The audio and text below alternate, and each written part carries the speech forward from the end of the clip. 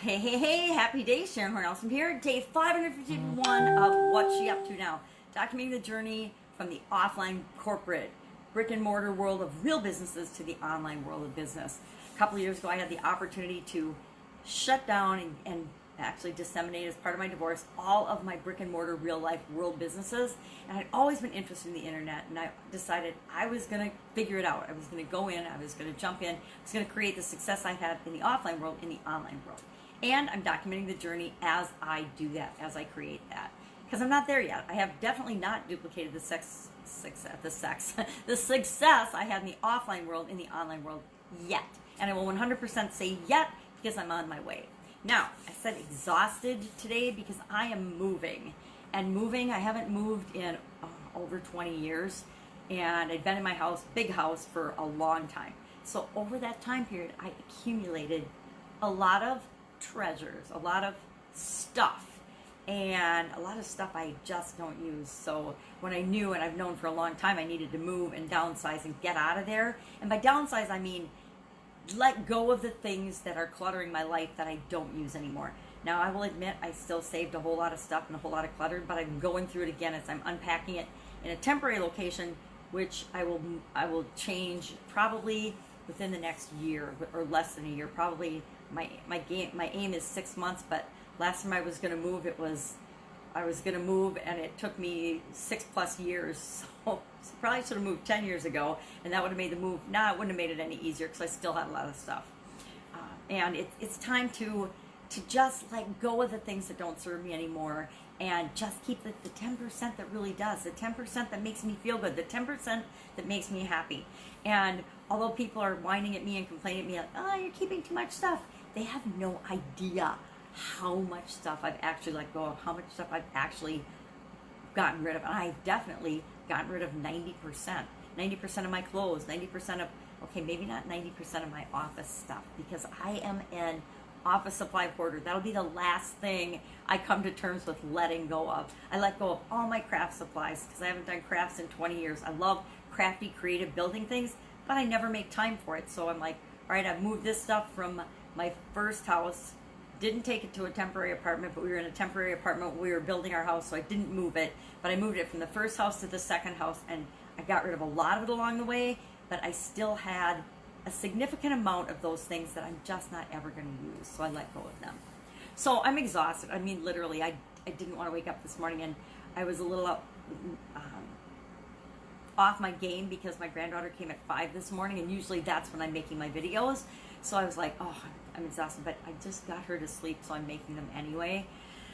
But I realized I wish I was sleeping right along with her because I am pooped, exhausted, tired, worn out, and I need a few days to recharge my batteries, but it's not going to happen for a few days because I still have the old place to clean up and tidy up and get spiffied up and set to sell, and I've got all of this to deal with, and much more. Not really much more, and actually only half of this is mine, so it's not as big a job as it looks like, but there's still a lot to do, still a lot of remodeling, things that need to be done in the new place.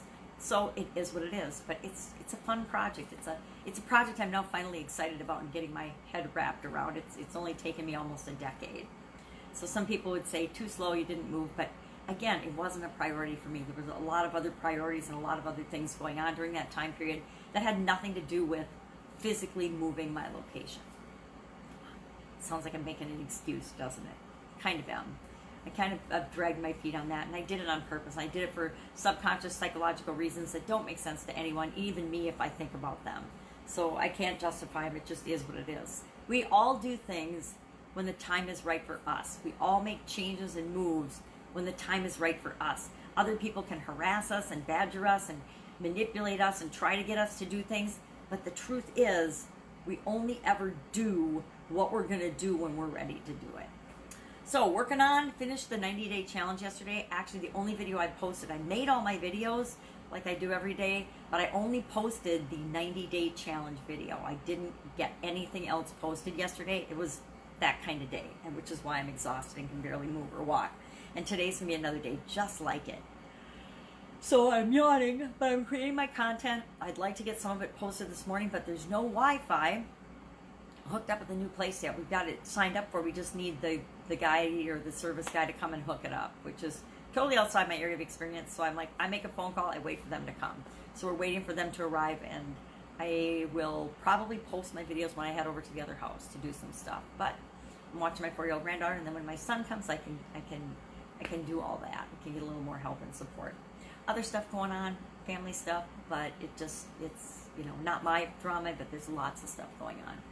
So, what are you working on? What have you got going? I am looking to do another challenge. I would love to know what kind of a challenge you're facing, or what kind of a challenge you would like me to create that you would go through, that would be fun for you, that would be beneficial, not just fun for you, but that would actually get you a result that you want.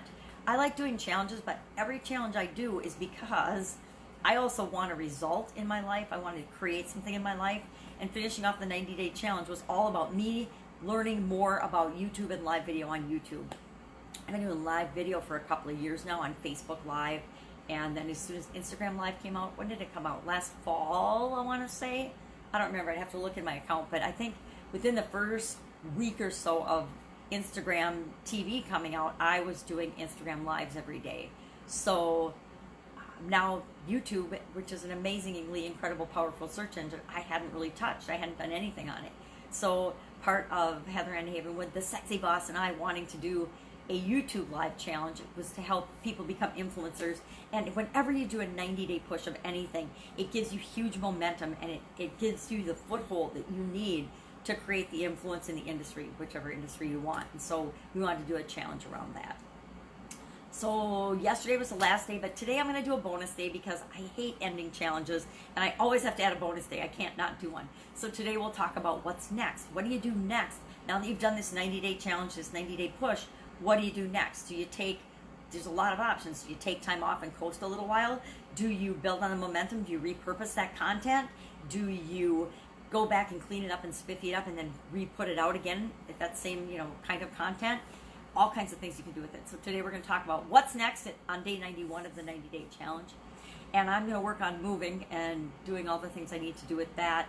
I've got, a couple coaching students I need to take care of, and they just box for me, and no matter where I am, what I'm doing, including moving, unpacking boxes, my hair all over the place, it doesn't matter because they can't see me. They're just talking to me. We can walkie-talkie and talk back and forth, and they can get their needs met. And if we need to, we hop on Facebook, we hop online, and we take care of that too. Whatever they need, we make sure we get it done.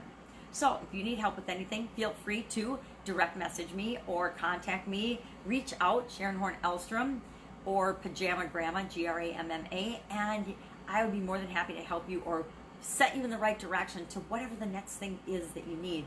There's nothing more frustrating than trying to be building and building and building a business, and you come up against a roadblock and you think it's the end of the world and it's going to stop you.